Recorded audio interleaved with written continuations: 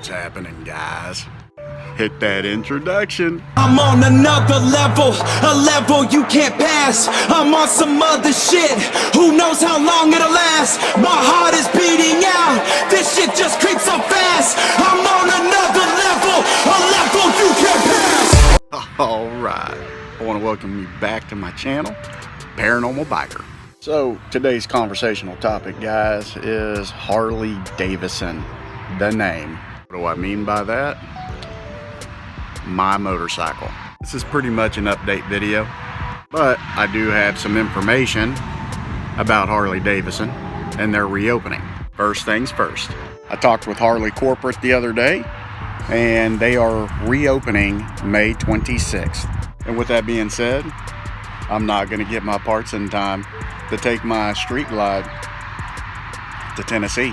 It was like 8-9 months ago. I booked a trip with a group of friends to go to North Carolina.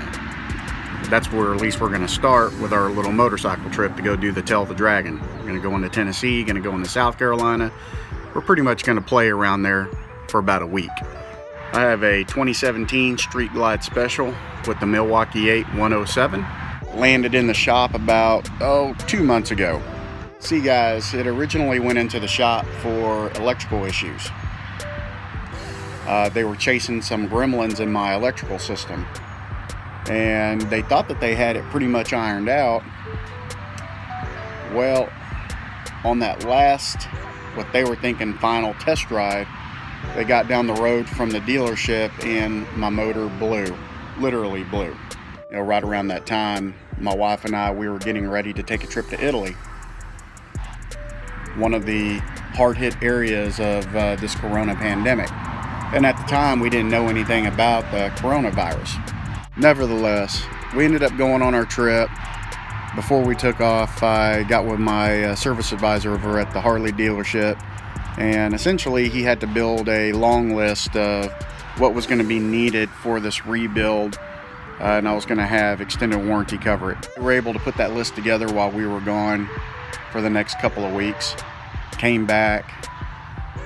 We were still waiting on part of the list, and we were waiting for a date that the extended warranty guy was supposed to show up and kind of inspect everything and give the approval.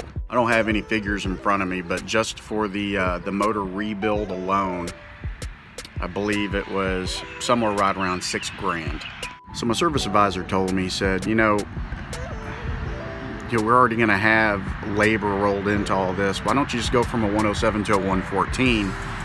And of course, that would be with all Screaming Eagle parts, because I'm going to need a short block. I'm going to need the gearbox. So I went ahead and gave him the green light.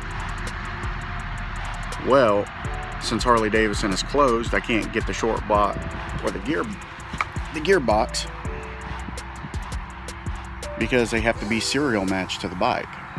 Henceforth, the waiting game. I predict after everything is said and done, I'm going to be just probably right over 3 months before I get my bike back. So when I was talking to Harley Davidson Corporate, their customer service team, they pretty much told me that they had to fall in line. Government told them that they had to shut down, so they shut down because the government identified them as a non-essential business. I tell you what, guys, I smell 9 kinds of politics written all over this. I personally think that if you are a automobile maker, motorcycle manufacturer, you're automatically considered essential, because there are people out there that have your product, that use your product as a primary means of transportation. So, guys, this pandemic has opened my eyes to these manufacturers. It's just not Harley Davidson that I talk to. I was at another dealership, and they sell Hondas. And I was talking to them about this whole situation, and they said that Honda closed too. But what I took that was in difference between Harley Davidson and Honda was they had an African twin sitting in the back that had a blown motor. It was like a 2018. And they were doing a complete motor rebuild on it. And it was pretty much what I had going on with my bike. And they were able to get all the parts. Honda was able to get all the parts. And this isn't parts that were shipped before the pandemic. And this wasn't parts that just shipped out yesterday. I mean, we're talking, you know, this happened over a month ago. And parts were able to be shipped out for this bike. And, you know, are the parts number match? I would think so. You know, those African twins aren't cheap bikes at all.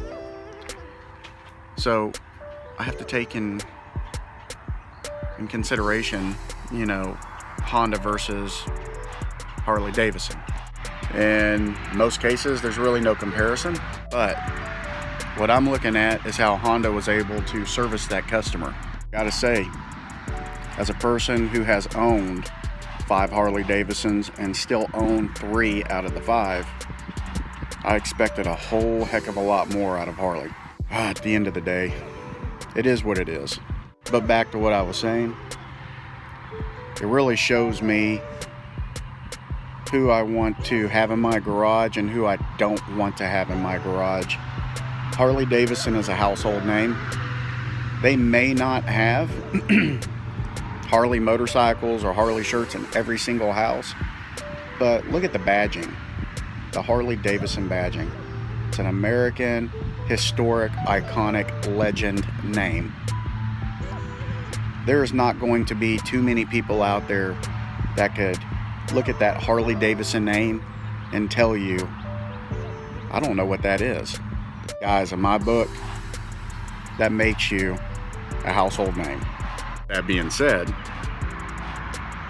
corporate supervisors, somebody behind the iron door there at Harley Davidson should advise some kind of a plan.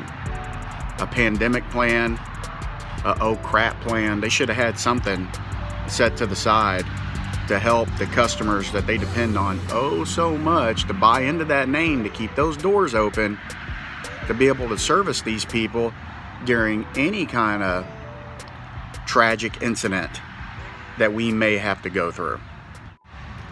Like I said, Harley Davidson is the only name in my garage. Well, guys, not no more. I'm going to be changing it up. Personally, can't invest tens of thousands of dollars in a name brand that's essentially going to leave me high and dry when I need them the most. We'll never know this, but you watch, you mark my words, after this pandemic gets past us and Harley Davidson opens up their doors 100%, there's going to be a lot of people that used to be there that's not going to be there no more. I think they're taking advantage of the situation to clean house. That's just a conspiracy. Nevertheless, so these guys are not understanding what's just as important as that one-time buyer and that repetitive buyer.